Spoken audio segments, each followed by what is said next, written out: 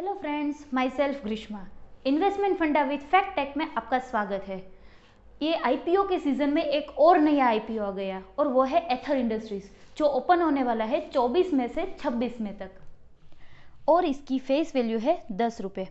Company ने अपने IPO के लिए प्राइस बैंड 610 से 642 तक रखा है और इसकी लोट साइज है 23 की। आज के दिन तक जीएमपी 5% दिखा रहे हैं, लेकिन मार्केट के मूड के हिसाब से जीएमपी फ्लक्चुएट हो सकता है। इसकी अलॉटमेंट डेट है 31 मई एंड लिस्टिंग होगा 3 जून को। इस आईपीओ की साइज है 808 करोड़ के अराउंड, जिसमें फ्रेश इश्यू है 627 crore and offer for sale के जरिए प्रमोटर्स और शेयर होल्डर्स अपने हिस्से के 28.2 लाख शेयर यानी कि 181 करोड़ बिक्री के लिए रखेंगे। अब कंपनी ये फ्रेश इश्यू वाले 627 करोड़ में से 211.4 करोड़ डेट पे करने वाली है और 1.36 crore new manufacturing facility and greenfield project में यूज करने वाली है। बाकी के पैसे जनरल कॉर्पोरेट पर्पस के लिए यूज करने वाली है। यानी कि यहाँ पर देखा जाए तो कंपनी ज्यादातर पैसा अपनी ग्रोथ में यूज करने वाली है और ये बहुत अच्छा माना जाता है, क्योंकि अगर पैसे ज्यादातर ग्रोथ में यूज होंगे तो आगे जाकर कंपनी का बिजनेस और बड़ा हो सकता है। अगर कंपनी के बारे में देखा जाए तो कंपनी की स्थापना 2013 में गुजरात में स्थित सूरत में हुई थी और company advance intermediate and speciality chemical का उत्पादन करती है और इसके गुजरात में 2 यूनिट है।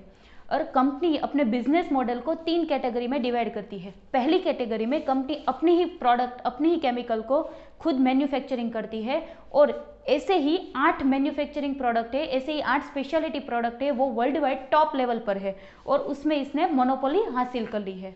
और कंपनी की सेकंड कैटेगरी में ये कंपनी किसी दूसरी कंपनी के लिए केमिकल प्रोडक्ट की रिसर्च एंड मैन्युफैक्चरिंग करती है और इन सारी फॉरेन कंपनीज को ये कंपनी सर्विस देती है। अब इसकी थर्ड कैटेगरी, इसमें आता है सप्लाई एग्रीमेंट, यानी कि यहाँ पर ये कंपनी भारत के साथ साथ बाहर की कंपनी को अपना स्पेशलिटी केमिकल सप्लाई करती है। तो आप स्क्रीन पे देख सकते हैं, इन सारी कंपनीज के साथ एथर इंडस्ट्रीज सप्लाई एग्रीमेंट करती है।